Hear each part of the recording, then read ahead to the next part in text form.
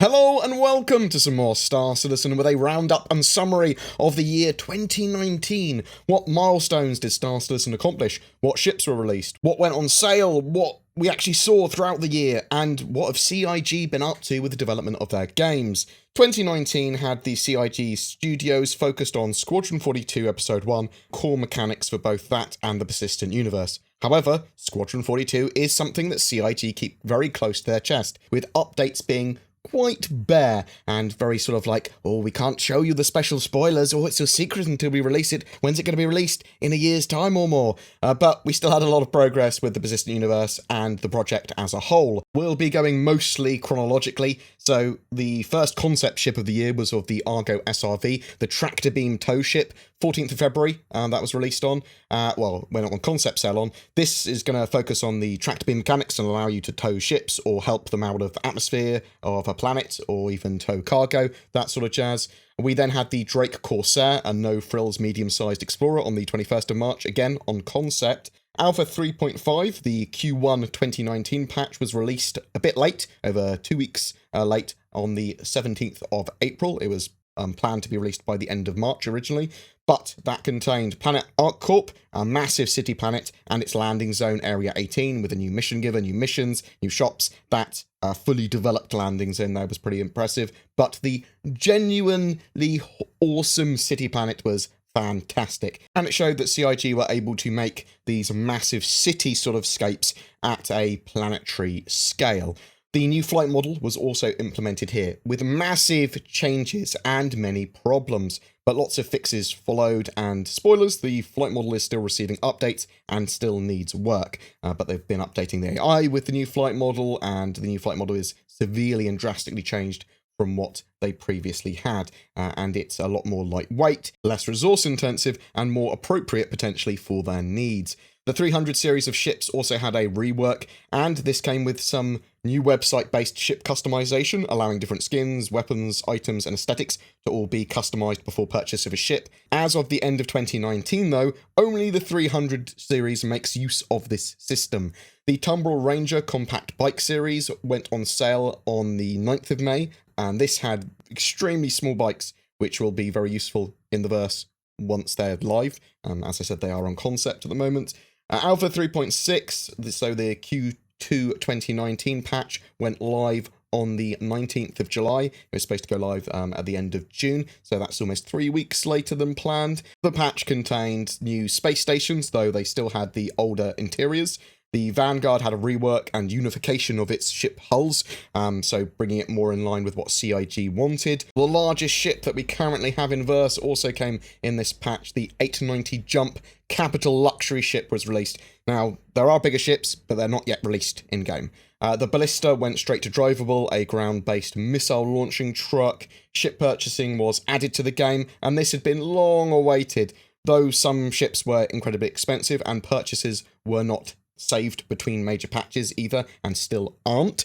It was a major step forward. Hover mode was added to the new flight model as well here, so for atmospheric flight, this meant that ships would land and move around in a more believable manner. You basically acted more like a helicopter. However, this caused lots of problems for scrubs like me, who had problems landing at Lorville and Area 18, sort of like small landing bays in atmosphere where your ship would lurch forward and move inappropriately to what you expected and wanted. So there were some controversial discussions here. The new law system was implemented here, which had jurisdictional zones and crimes tied to those areas as well, and a fine system, so that will help sort of like prevent griefing and that sort of stuff, and give more appropriate offences and punishments to certain players. The Nautilus mine layer ship then went on concept on the 24th of August, as well as details of its mines. They can be sort of like more traditional explosive magnetic mines, but also deployable turrets. The Nautilus itself is quite a large ship and can also minesweep with its drones and repurpose those mines that it minesweeps for its own use. In August, Star Citizen also announced that they were moving over to a staggered development model for the game. This has CIG working in 6-month overlapped workflows for each patch rather than 3-month sprints. So you'll still see 4 major Persistent Universe releases a year, but CIG prioritise the next 2 proximate patches simultaneously. So, for example, 3.7 and 3.8. They'll both be being worked on at the same time. When 3.7 is completed, they then move that team onto 3.9. So you still have, well, 3.8 and 3.9, but you still have the team that was working on 3.8 and now people working on 3.9. So effectively, you're getting CIG working on each patch for 6 months rather than 3, if you see what I mean. The idea here is to have features on the roadmap more stable, and they can make features more polished and more complete at their first stage and the first implementation, and the general player experience better with less bugs and more quality of life updates as well. So 3.7, the Q3 release, came out on the 11th of October, and the third release of each year is actually a little bit complicated, or more complicated, because they previously used to release when CitizenCon was sort of live at the same time, but they pushed CitizenCon back to the 23rd of November, and they wanted to release the 3.7 patch in the third quarter, and otherwise they would have to then have a 3.8 patch like a month after CitizenCon, which was madness. Also, due to the staggered development or move to that model, CIG had to cut a few features from 3.7. We basically weren't seeing the dividends pay off from staggered development here. We did, however, get some pretty cool content. We saw the addition of massive cave networks on some of the moons and planets, FPS mining and harvesting, and a personal commodity inventory, which is a step towards the sort of full physicalized inventory system, was here. So FPS mining, mining tools, and picking up random sort of like fungus and stuff on the ground and fruit and stuff on some of the planets. The Mantis quantum interdiction ship went straight to flyable with this patch, as well as its quantum enforcement mechanics, allowing it to pull ships out of quantum and hold them there. The much-awaited ship rentals were added to the game in 3.7 as well, allowing a huge portion of the game's ships to be rented for an affordable amount of credits.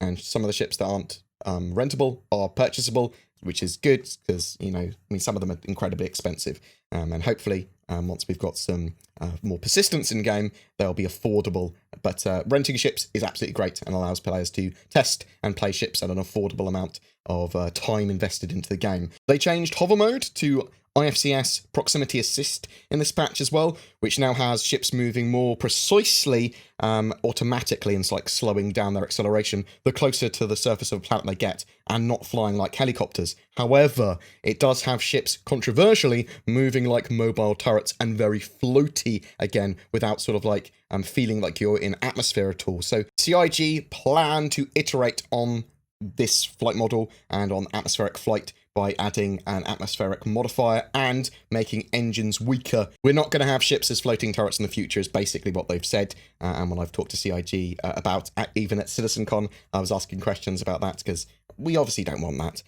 Also, we don't want ships to just be winning in atmosphere at all sort of like levels. There needs to be defenses, there needs to be ways of repelling them. And there are obviously some vehicles like the ballista, which are good at repelling them, and in 3.8 as well, the pew pew pew Animus missile launcher. That's the one which were very useful against ships and vehicles as well. The first Banu ship, the Defender Fighter, was released with its sniper-like singed tachyon weapons as well. They also added the Vanguard variants in this patch. Actually, the tachyon singe weapons weren't added in 3.7, they were added previously, but the Banu Defender is now the only ship that can make use of them, and they are now exclusive for that at the moment anyway. CitizenCon. So, on the 23rd of November, we saw CitizenCon. This had some really awesome stuff in it. So, we saw a demo of some near-future gameplay expanding on what 3.8, which has now since been released, was about to release, and a lot of gameplay that's coming in 2020. So, we saw the release of the C8 Pisces Scout Snub, straight to flyable at CitizenCon. We also saw the Anvil Carrack. Also in that gameplay demo, we saw Planet MICROTECH, Planetary Tech V4, Weather, full multi-part mission as part of this sort of like new mission systems they've got. Server-side object container streaming integration. We saw NPCs able to fly players around and leave ships. We saw jump points and entry into a new star system, Pyro.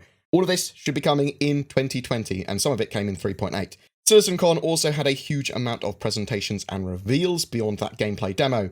A new game mode for Star Marine, Theatres of War, which is going to be coming early 2020. It's a 20v20 Battlefield 5 type objective-based gameplay mode with the scale of Star Citizen. I played it at CitizenCon. It was pretty good fun. It needs a lot of polish though. Prison gameplay for 3.9 was also revealed, with criminal players getting punished by respawning in prison if they die within the range of security or bounty hunters, and then having to pay off their debts by mining in the dangerous mines, or escaping, or waiting until they're released. It's a new type of punishment and a new type of gameplay. I think a lot of people will really enjoy it. Some other ships were mentioned as well at CitizenCon. A Xi'an cargo ship, a Tavaran fighter, a mobile refinery, and a mining ground vehicle, which are all sort of like being semi-concepted at the moment. The other major highlight from CitizenCon for me was of the Tony Zarovic's Quanta and the dynamic economy. So they showed plans for the economy simulation, which they have planned for the future, and how the game universe reacts to players, NPCs, and generates appropriate content for the verse, which then evolves and moves other NPCs and players around and generates these missions, and it all affects each other in this sort of like beautiful economy loop. I was also attending CitizenCon, which is a giant fan fest, and it was held in Manchester, England this year, and it is one of the favourite experiences of gaming that I've ever had, to be honest. It was a fantastic affair of meeting people, chatting to people, getting to drink with silly people, and meet a load of devs and find out a lot more about Star Citizen. Was absolutely fantastic. The Intergalactic Aerospace Expo, the anniversary sale, started the day after CitizenCon on the 24th of November. Basically, all of the ships that have previously been on sale were on sale again over a 2-week period, and they had a big in-game free fly event as well, so anyone could play Star Citizen and test it out.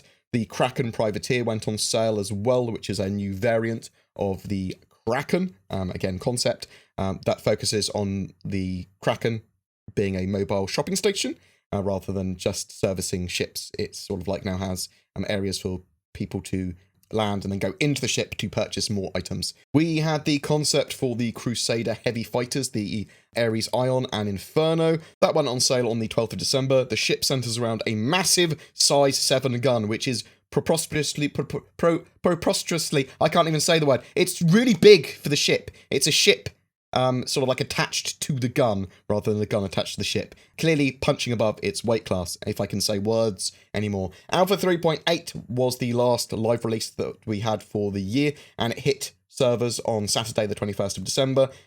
It's also since had a hotfix. Also, technically, it went live before its deadline of Q4 or end of Q4 2019. So that's good. There still is a few bugs and triage and fixes that need to be done for the patch, for sure, and we were expecting some bugs because of some of the additions they made in this patch, although conversely staggered development also was supposed to be more bug-free. It is the most playable version of Star Citizen that we've had to date, in my opinion. It's got a huge amount of gameplay features, and there's a lot going on with it. So they released the straight-to-flyable multi-mining ship Mole, which is really, really cool ship. 3 people can mine rocks together. You can have a 4th piloting the ship as they go around, nomming up rocks. There were mining updates as well, expanding out the mechanics further. Planet MICROTECH was added, and the landing zone new Babbage sort of is there, but it's just the exterior. And the interior spaces for that, and the landing zone proper is coming in 3.9. We had new planetary tech and weather effects, which all saw the planets and moons updated with better visuals, less popping of assets, and the biomes expanded and changed. The long-awaited server-side object container streaming was implemented, SOCs. This ties into pretty much every component of the game and allows for better server performance, and is a major bottleneck that the game was experiencing, which now is probably the most major milestone they've hit to date, and allows them to produce a lot more content more quickly. They also announced that 3.8 was sort of like they had the tools together now that they could expand out the game much more rapidly, and hence why you'll be seeing the Pyro system in 2020. There were more space stations, and they updated the interiors of the stations that were already in game with new spaces and new buildings and rooms and areas. Melee was added, which led to fight clubs popping up pretty much with every content creator I watch. There is a video on fight clubs, but it's quite an in-depth melee system. There were lots of new iterations on gameplay and systems as well. An 890 jump mission, which had you taking out pirates and then landing on the ship and clearing it out, and lots of side objectives as well. There's jump claim missions, which have you clearing out quite dangerous turrets and lots of prospectors. There's the Fines V2 system, which has you manually paying off fines rather than automatically. There are AI improvements, partly due to server-side object container streaming, but also just general sort of like updates to the AI. They've improved cameras and lots of other stuff as well. Ship components saw a lot more variance in their stats, and quantum travel saw changes with ships being able to travel a lot quicker, but they might need to refuel a lot more often. And lots of like updates and tweaks to quantum travel there.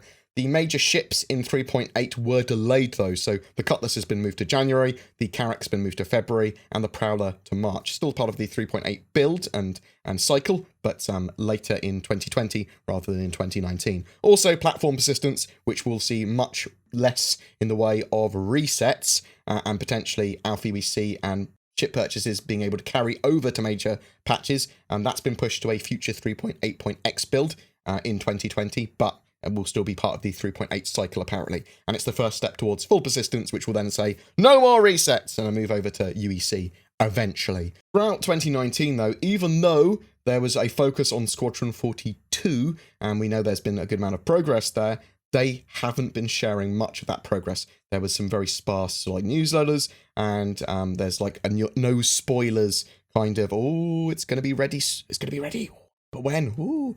So there were no major announcements for Squadron 42. I was hoping to see something at CitizenCon and maybe even on the roadmap, sort of like more updates there. But it's been pretty lackluster. But on Christmas Day, we had a Squadron 42 teaser, and they showed a lot of cool stuff from the Odin system, which is where we believe Squadron 42 Episode 1 is mainly set. The giant Shubin mining facility, the coil with its sort of like dangerous lightning and gas clouds and like nebula type effects. A very interesting looking system. We saw a big comm array, a giant OMC pirate base, junker ships, sort of like with other bits of ships stuck to them, updated and new Vandal ships, and the FPS sort of like warrior model, capital ships we saw here, not just from the Vandal, but also UEE ones, and some amazing scenics. Mark Hamill and BBC Click have both stated that Squadron 42 is coming out in 2020, but CIG have not made a statement on this, so we don't know for sure. The current Squadron 42 roadmap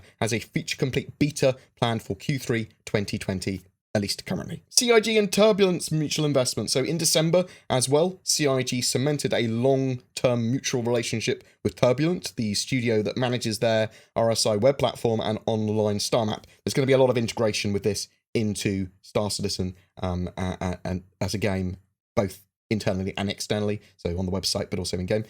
CIG acquired 25% of Turbulent stock, and the Turbulent owners both acquired 2% of CIG UK's stock between them, so 1% each. They clearly want Turbulent to be involved in the project beyond the sort of like release of Star Citizen for a long-term sort of like relationship. And Turbulent are working on things like deeper integration with the web platform and Star Citizen and Spectrum and ship customization and more.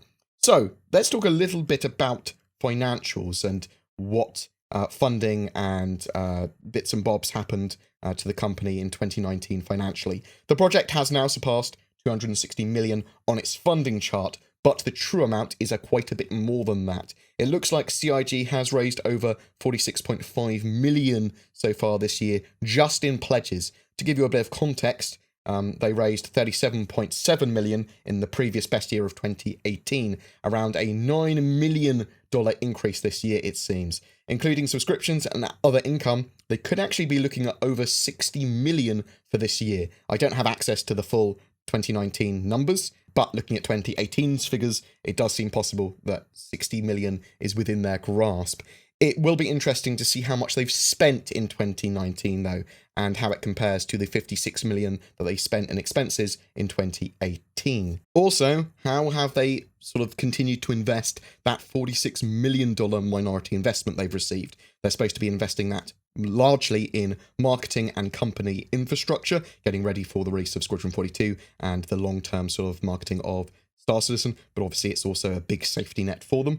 As the end of 2019 closes out, Star Citizen is approaching 2.5 million RSI accounts. These aren't all unique players for sure, because I have 4 accounts myself, but it's still a huge player base at this stage.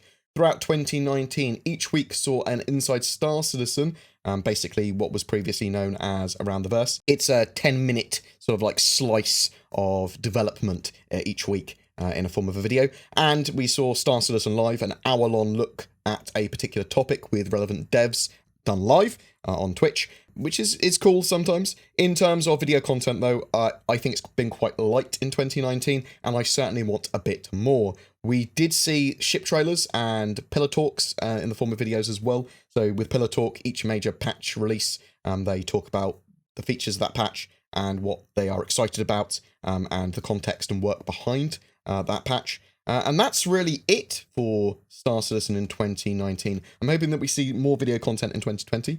I'm hoping that we see more major milestones and hurdles overcome.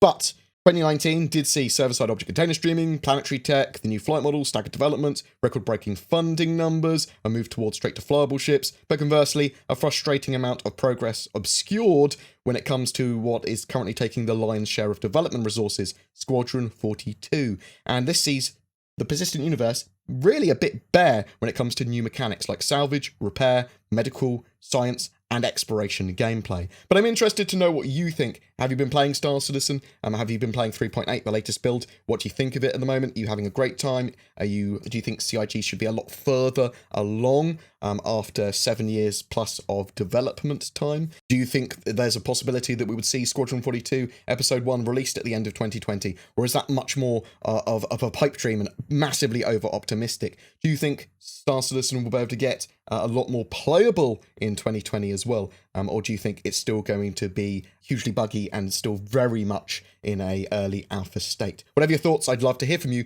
in the comments below. Every month we have a Star Citizen ship giveaway for December, and to celebrate 2019, we are giving away a Carrack, the mighty explorer ship. It does also come with that Pisces and the Urza Rover 2. To be in for a chance of winning that, all you need to do is comment on any of my videos made during this month of December. Only one of your comments counts per video. Full details down below. A quick bit of shilling as well. Shadow provide remote access to high-spec gaming PCs as a subscription service, so you don't need to maintain your own gaming PC.